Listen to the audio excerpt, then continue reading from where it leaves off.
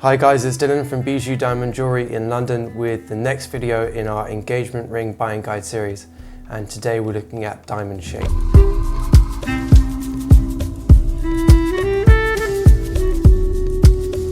So diamond shape is probably the first thing that someone thinks about when they're looking at a diamond. I'm going to list 5 of our core shapes that we sell the most of at Bijou Diamond Jewellery, the most popular shapes for us and our clients. I'll also discuss a couple other shapes, but the 5 I'm going to discuss in kind of more depth. These are generally the biggest shapes in the industry anyway, so they'll be relevant to anyone. And I've also got a bonus shape that I'm going to show you at the end that is quite a unique cut. Okay, so we'll start with round. Round is the most popular shape in the whole industry for diamonds, and about 75% of all cut diamonds in the world are round brilliant diamonds. And the reason why they're called brilliant cut diamonds is because they offer the most brilliance of all diamonds in the industry, or diamond shapes. And brilliance is basically scintillation, sparkle and fire. A couple other factors as well, but basically it gives the diamond the most light returning ability possible for that piece of rough. It sparkles the most and looks the most, or has the biggest presence really of all diamonds. Probably the reason why it's the most popular cut in the industry is because the brilliant cut returns the most light possible in any cut diamonds or shapes. The actual arrangement of facets is done in such a perfect way that it returns almost all the light that goes through. Okay, so that's kind of some information on the round diamonds. I'm going to tell you briefly now, and I'll do the same for every other stone that we mentioned today, briefly what to look for when you're buying a round diamond. Ideally, you really want to get a XXX diamond, which is an excellent cut, an excellent symmetry, and excellent polish. And that's really going to give you the best possible round diamond with the best sparkle, best scintillation, best fire possible. That will make that round brilliant diamond look the most special it can possibly be. However, very good cut and polish and symmetry, they're very good as well, and you're still going to get a beautiful stone. But if you can go for XXX diamond, that is for round, that is, then it's a really beautiful stone. It's well worth it. Now let's move on to clarity. Well, for round diamonds, clarity is not a mega issue because there's so many facets on that diamond and they all sparkle in such an amazing way. You can tend to hide some of the inclusions. Of course, if they're placed in the pavilion kind of directly underneath the table, then it will be more obvious, and also they'll be reflected around the pavilion as well, so it makes it even more obvious. You have to be careful with where those inclusions are placed on the stone. But really, I'd recommend kind of VS or better clarity. SI1 in certain cases is okay if it's an eye clean stone. So in some ways, those lots of facets can help to hide the inclusions, but in other ways, the mirror effect within the pavilion can make it look as if there's more inclusions than there actually are. Now onto colour. I think really for colour you should look at G or better, but H should be fine for a round diamond. The round diamond is cut to give the most light off possible and appear the brightest of all cuts. So colour's not a major important factor with round diamonds, but yes, I still think G or better is ideal. H, if you want to go to H colour, that's fine also. Okay, so that's round diamonds. Let's look at oval cut diamonds now, oval shapes. Oval is probably our most popular diamond shape here at Bijou Diamond Jewellery. It's grown massively in popularity in the last 4 years. It wasn't as popular a few years ago, and now it's just incredibly popular. The prices, or the reason why we had quite a lot of popularity a few years ago, is because the price of an oval diamond was actually very much more affordable than a round diamond, and it also spreads a little bit larger than a round diamond as well. There's also a few other factors that I'll talk about in a second, and that really drew a lot of people towards the oval as a potential option. So yeah, let's look at some factors of the oval. It spreads very large for its carat weight. It's basically like a stretched round diamond. It's not quite as brilliant and doesn't have quite the same brilliance and fire and scintillation that the round diamond does. But at the same time, it has a kind of a different sparkle, and the different facet arrangement creates a different look. It's not quite as twinkly, but it's still very pretty. Something you may have heard of with oval diamonds is a bow tie. A bow tie occurs in the center of the oval diamond, and it can appear basically like a dark bow tie. It's actually present in most oval cut diamonds, but in some of them it's very hard to see it, and some of them it's much more prominent. Generally it's not seen as a desirable feature to see in an oval cut diamond. So if you can try and avoid a bow tie, then that's ideal. But most oval cut diamonds do have a bow tie. So it shouldn't be a main motivating factor to put you off that diamond. Just certain people prefer it and some people don't like it. Oval cuts are brilliant for people with slightly shorter fingers because the longer shape of that stone versus a round diamond helps to elongate the finger or of the wearer if you're wearing it as a ring. And of course, if you're wearing it as a pendant, it kind of elongates as well. That really elegant shape is actually really complementary to a wide range of people. And with fancy shapes, there's also a thing to do with length and width ratios. It's quite a commonly talked about thing with different stones. And for me, on oval cut diamonds, my favorite is 1.5, so 1.50 length to width ratio. That's for me my favorite sort of shape. I like to go a little bit higher than that, in fact, maybe up to about 1.65, 1.60. I prefer personally a slightly longer oval, as I think that's really what the shape should be. But some people prefer a slightly shorter, rounder oval. It just depends on your personal preference of what you find more attractive. Again, let's look at what to look for in an oval cut diamond. We'll start with polish and symmetry. It's important that you have as good polish and symmetry as possible, definitely symmetry, as it's important that the rounded edges all match up and the curves within the stone match up as well. So symmetry, I wouldn't look any lower than very good, and polish also no lower than very good. Ideally, of course, if you can look at excellent, that's brilliant. Now moving on to color for oval cut diamonds, I'd say probably a D to a G color is ideally where you need to be looking. I wouldn't necessarily go H or below.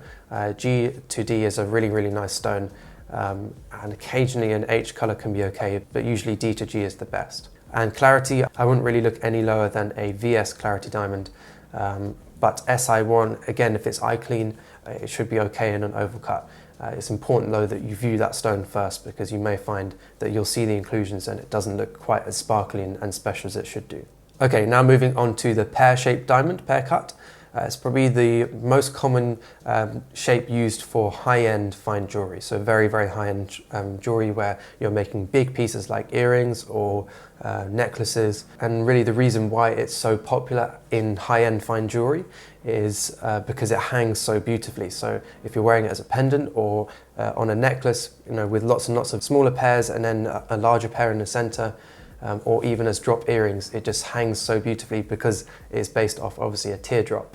And that obviously is the way that naturally the water moves. So it's a very elegant, natural looking stone. And the pear cut is a mixture between a marquise and a round cut diamond. So there is a little bit more brilliance in this versus an oval cut, but overall they're very similar in terms of their brilliance and fire and scintillation. There's just a few more finer facets in the pear cut that makes it look a little bit more sparkly. And same as the oval cut diamonds, you can see sometimes a little bit of a bow tie towards the bottom half of the stone. In pear cut diamonds, it's not as common as in oval cuts, but you can sometimes find them. Again, shouldn't be a major factor for putting you off that diamond, but it again depends on your personal preference. If you don't mind it, or if it really bothers you, then you should look at another stone. And again, looking at length and width ratios, really for a pear cut, my favorite is a 1.60 to kind of 1.65 to maybe even a 1.7. But that's kind of my favorite area, kind of 1.6, 1.65. For me, I think the pear should be slightly longer. I don't personally like kind of shorter, fatter pairs or wider pairs or more rounded off pairs. I prefer a much more elongated, elegant shape because it reminds me a bit more of the water droplets. And again, what to look for with pear cuts, it's incredibly important that you get the best symmetry possible. Definitely really shouldn't look any lower than very good symmetry on a GIA grading certificate. And the reason is because the apex of the round half of the pear cut and the point should line up. And that's very important on the pear cut because when they don't line up, they look really odd and the shape of the pear doesn't quite work. Again, polish, very good or excellent, ideally, but yeah. In general, with pear cuts, I would choose excellent polish, excellent symmetry if you can. Looking at color, D color to G color should be fine for a pear cut. That you'll get a really special stone. F and below, you'll get a very, very beautiful stone. But G is absolutely fine. I probably wouldn't go any higher than G in color, or lower in G than color. H, I think, can start to tinge the stone a little bit. And then for clarity, I would go VS clarity or higher, same as the oval and the round cut. You can maybe look at an SI1 clarity diamond in a special case. if you think that it's a completely eye clean stone that you can't see any inclusions. Now moving on to cushion. The cushion gets its name, as it says in its name, cushion, from like a pillow or cushion, because it's a square shape and it's rounded off at the edges. And it's actually one of the oldest cuts in the industry, along with the round cut. It was previously known as an old mine cut, and that's when the cullet of the diamond was actually shaved off, and it gave the stone like a characteristic of a round circle in the middle of the table, which is quite a unique look for older diamonds. Old mine cuts and old European cuts all used to have that, and for collectors nowadays that really appreciate like antique jewellery, that's a very desirable look in a stone. But nowadays we have two variations of the cushion cut, and that is a modified, cushion modified, and a cushion brilliant. The cushion cut has always been a pretty popular cut. Some of the most iconic and special diamonds in the world are in a cushion cut. And it's been popular for many years and still remains incredibly popular. One of the reasons why it's so popular is you just get so much fire from a cushion. It's probably the most fiery of all stones. When I say fire, I basically mean like the spectrum of light that comes off the stone. You get all sorts of colours coming off the stone, and it just has a real incredible, unique look that some other stones can't achieve. For example, an emerald cut. So coming back to those two variations of the cushion cut, we'll start with the modified. A cushion modified is also known as crushed ice, and crushed ice basically, or modified, is tons and tons of different facets in the stone, and it creates an amazing crushed ice sparkle, scintillation, ultra fiery look. Much more so than any other diamond, you get an absolutely amazing sparkle from a modified cushion. It's unlike any other stone. And then the cushion brilliant is similar to a round cut diamond in its facet arrangement. Has much more of a structured look, much more of a minimalistic, simple, elegant look versus the modified cushion. It just really depends on what you prefer. The cushion brilliant is actually a little bit more rare than the cushion modified. Now looking at length and width ratios again, really a square cushion, a perfect square cushion, is the most desirable of all cushions. Some people do, however, prefer a rectangular cushion. It just depends on your personal preference. But generally, the rarest and most desirable ones are these perfect squares. Something to consider as well in terms of carat for these is the fact that the volume is lost to the depth quite considerably in cushion cut diamond, in fact, much more so than any other stone. So they actually appear quite small for their carat weight, cushion cuts. So definitely something to bear in mind. Usually with a cushion cut, we'll set it in a halo or something to help make that stone look a little bit larger and give it a little bit more presence. And then we'll look at some other factors as well to think about when you're looking for a cushion cut. And looking at the symmetry and polish really depends if you're looking at modified or a brilliant cut. If you're looking at brilliant cut, I'd try and look as much as possible towards the excellent polish and excellent symmetry. And if you're looking at the crushed ice or the modified, I'd maybe say you could go for a very, very good polish and very good symmetry. It's less important with the modified because the modified has so many facets going on that it's almost not so obvious if it's not perfectly cut. Whereas the brilliant cut is very obvious, it has a set structure and it's quite obvious when it's not cut perfectly. And looking at colours now, I would recommend for a cushion brilliant to look between D and F. I probably wouldn't look any higher than that. You could maybe look at a G, but ideally, because that stone really suits a much brighter, whiter colour, the brilliant cut, I would definitely go for a better colour grade on that. But if you're looking at a modified, so the crushed ice, then I'd maybe say you could go up to G, potentially H, but really G colour is where you want to go. And now looking at clarity, again for the brilliant, I would choose a slightly higher grade than I would the crushed ice. I'd choose probably minimum VS to VVS clarity for the cushion brilliant, and then for the crushed ice, which is the cushion modified, in very special cases I'd choose maybe a very clean SI1, but ideally a VS or better clarity diamond. Now moving on to emerald. The emerald cut is probably one of my favourite cuts along with the pear cut. And this style of facet arrangement was originally designed for cutting emeralds, hence the name emerald cut. It features a beautiful step cut design with these really, really big magical facets. It has a really unique look along with Asher cut, completely different to most of the other diamond shapes out there. It features this massive, large open table, and rather than lots of fire and scintillation, it creates a kind of really different look. Those other diamonds, other shapes create that amazing sparkle, whereas this kind of has a bit more of a glassy look about it, kind of has more like a glint or shimmer that you get off this stone. Very, very different look to other stones. You still will get a little bit of sparkle and scintillation, but not in the same way. For me, this, and actually common for the industry to regard emerald cuts like this as well, but for me, they are the absolute epitome of elegance and glamour and pure class. They're very understated, very, very elegant, and they're just an absolutely beautiful cut. And again, moving on to ratio, for length and width ratios, my favorite is kind of 1.4 to 1.5. I don't like a too fat or squared off emerald cut. I actually prefer a little bit longer, but I also don't like very long emeralds. I actually prefer them slightly more towards the square side. If you really like the emerald cut, but you want something a bit more square, then a beautiful cut to look at is the Asher cut. I'm not going to discuss that on its own because it is very, very similar to the emerald cut, but that's just a squared off version. Really, really pretty stone. Again, has the same elegance, but in my opinion, not quite the same elegance that the emerald has. Moving on now to things to look for in an emerald cut, and this is actually probably the most important stone to be strict with out of all of them. And the reason is because of those big large facets and that big open table. The way the diamond is cut, basically it doesn't hide anything, it shows everything. So colour is very, very important on an emerald cut diamond. I wouldn't look really below an F colour or worse than an F colour. Ideally you should look between D and F for an emerald cut.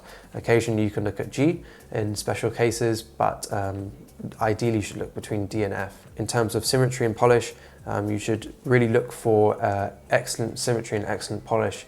However, you can definitely look at VG, so very good in both of those, and you'll still get a very special stone. But really with the emerald, it's important that you have that symmetry between all the facets and they're all the same widths and size, because it is much more obvious on an emerald cut than it is on any other cut. And then clarity. Clarity is probably your most important factor on the emerald cut. It's actually very important that you look really at a VS or VVS clarity and no lower for an emerald. And the reason is, again, because that big open table, the large facets, they just don't hide anything. You can see straight through that stone, and any inclusion is very much highlighted. Okay, so that is our 5 core shapes. We've got our round cut, our oval cut, our pear cut, our cushion cut, and our emerald cut. We do have some other stones that people buy as well and are quite popular for us, but really the core is those 5 there. And now I'm just going to show you really briefly a very unique cut, which is the heart shape. It's not something that we do very often, the heart-shaped diamond. It's quite a rare stone. It's not the most popular shape in the industry, but it's a very unique stone and people are always amazed when they actually see it in real life. So the heart shape has really nice scintillation and sparkle. It's a very twinkly stone. There's many, many facets on the stone, and the unique shape of it means that they can place facets, or the diamond cutter can place facets all around the stone rather than in a much more structured manner. But it is very much a Marmite stone. You either love them or you hate them.